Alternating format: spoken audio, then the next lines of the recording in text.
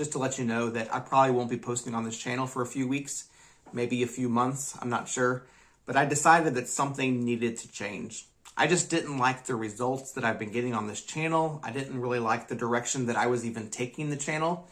So I've decided that I just need to reevaluate things, think about the direction that I actually want to take this channel, go that direction, maybe post less frequently, maybe put way more work into each video, practicing what I preach about, being willing to make each video a little bit better than the one before it. And as of right now, with this video, I've made 50 videos on this channel. Of course, that's only half of what Roberto Blake says that we need to do, make 100 crappy videos. And yet I do have hundreds of videos on some of my other channels, so I kind of know how this works. All I'm saying is it's time for me to reevaluate things. My next video on this channel will be significantly different than anything that I've done before. I don't know when that video will be. I do have an idea of the kind of thing that I want to try, but honestly, I need to learn a few things before I can get there. But since I started this channel, I've just been studying so much and learning so much that it's time to take this channel to the next level. I am committed to seeing this channel grow, and it's going to happen. And if I can do it, you can do it too.